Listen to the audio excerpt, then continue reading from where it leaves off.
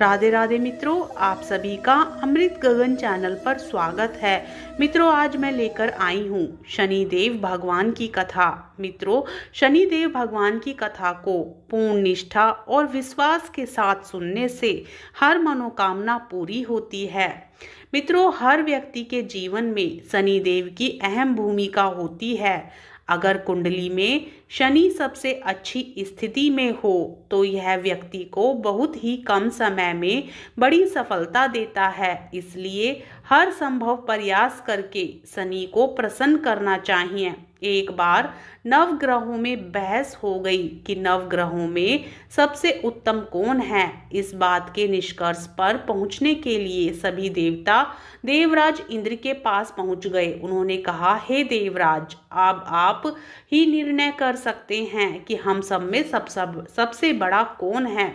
देवताओं द्वारा पूछे गए सवाल से देवराज इंद्र उलझन में पड़ गए। इंद्र देव ने कहा कि मैं इस प्रश्न का उत्तर नहीं दे सकता, मैं असमर्थ हूँ। इस सवाल का जवाब पाने के लिए वो सभी पृथ्वी लोक में उज्जैनी नगरी के राजा विक्रमादित्य के पास गए।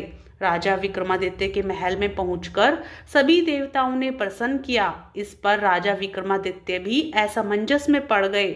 वो सोच रहे थे कि सभी के पास अपनी अपनी शक्तियां हैं जिसके चलते वो महान हैं।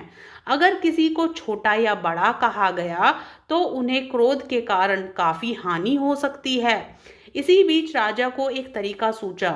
उन्होंने 9 तरह की धातु बनवाई जिसमें स्वर्ण, कांसा, सीसा, रांगा, जस्ता, अभ्रक व लोहे शामिल थे। राजा ने सभी धातुओं को एक एक आसन के पीछे रख दिया।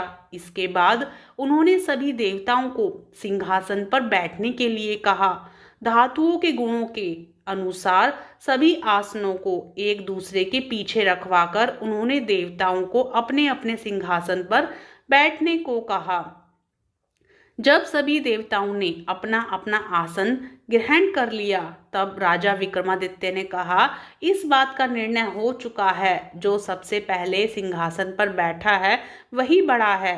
यह देखकर शनि देवता बहुत नाराज हुए। उन्होंने कहा, राजा विक्रमादित्य, यह मेरा अपमान है। तुमने मुझे सबसे पीछे बैठाया है। मैं तुम्हारा विनाश कर दूंगा। तुम मेरी शक्तियों को नहीं जानते हो। शनि ने कहा, एक राशि पर सूर्य 1 महीने, चंद्रमा 2.25 महीने, मंगल 1.5 महीने, बुध और शुक्र 1 महीने, बृहस्पति 13 महीने रहते हैं, लेकिन मैं किसी भी राशि पर 7.5 वर्ष रहता हूँ। मैंने अपने प्रकोप से बड़े बड़े देवताओं को पीड़ित किया है। मेरे ही प्रकोप के कारण श्री राम को वन में जाकर रहना पड़ा था, क्योंकि उन पर 7.5 थी। रावण की मृत्यु भी इसी कारण हुई। अब तू मेरे प्रकोप से नहीं बच सकता। शनिदेव ने बेहद क्रोध में वहां से विदाई ली। वहीं बाकी के देवता खुशी खुशी वहां से चले गए। इसके बाद सब कुछ सामान्य ही चलता रहा। राजा विक्रमादित्य पहले की तरह ही न्याय करते रहे। दिन ऐसे ही बीतते रहे, लेकिन शनिदेव अपना अपमान नहीं भूले। एक दिन राजा की परीक्षा लेने शनिदेव घोड़े के व्यापारी के रूप में राज्य पहुंचे। जब राजा विक्रमादित्य को इस बात का पता चला तो उन्होंने अपने अश्वपाल को कुछ घोड़े खरीदने के लिए भेजा। अश्वपाल लौट आया और राजा को बताया कि घोड़े बेहद ही कीमती हैं। राजा ने खुद जाकर एक सुंदर और शक्तिशाली घोड़ा पसंद किया और उसकी चाल देखने के लिए घोड़े पर सवार हो गए। जैसे ही राजा विक्रमादित्य घोड़े पर बैठे वैसे ही घोड़ा बिजली की रफ्तार से दौड़ पड़ा।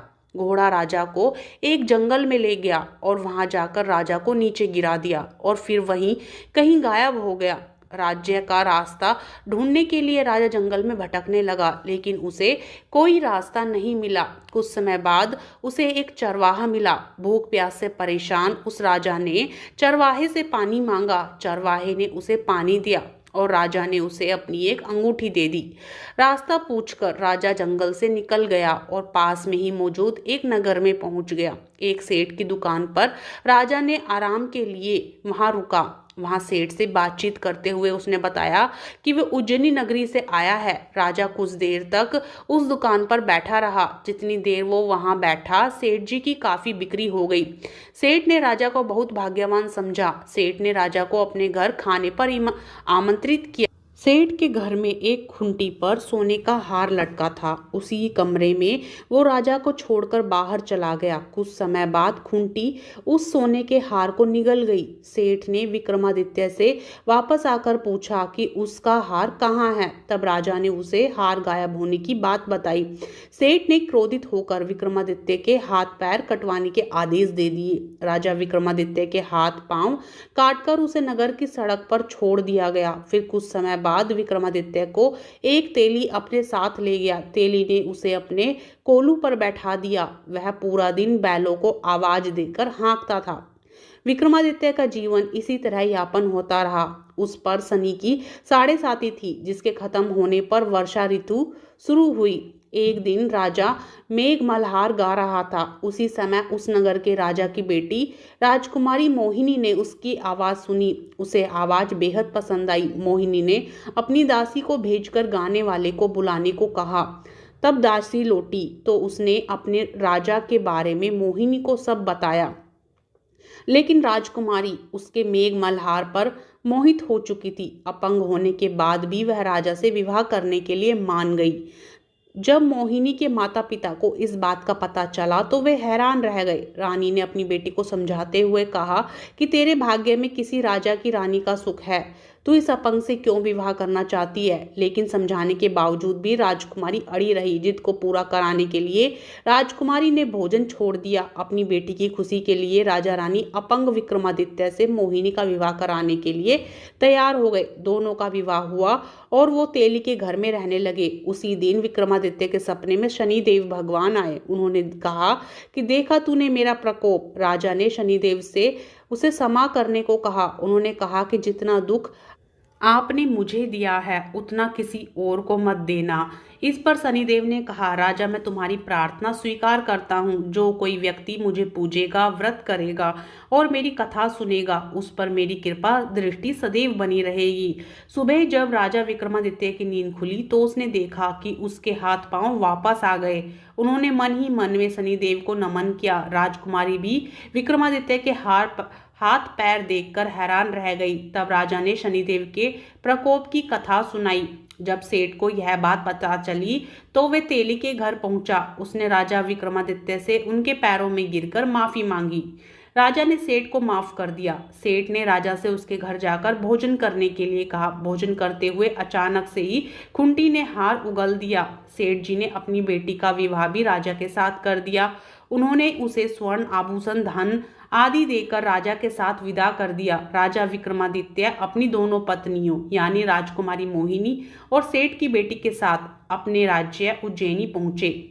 सभी ने उनका स्वागत किया। इसके बाद राजा विक्रमादित्य ने पूरे राज्य में घोषणा करते हुए कहा कि आज से शनिदेव सब देवों में सर्वश्रेष्ठ माने जाएंगे। साथ ही शनिदेव का व्रत करें और व्रत कथा जरूर सुने। यह देखकर शनिदेव बहुत खुश हुए। व्रत करने और व्रत कथा सुनने से शनिदेव की कृपा रहने लगी और लोग आनंद पूर्वक रहने लगे। बोलिए शनिदेव भगवान की जय। मित्रों, यदि कथा पसंद आए तो वीडियो को लाइक करें और चैनल को सब्सक्राइब करें।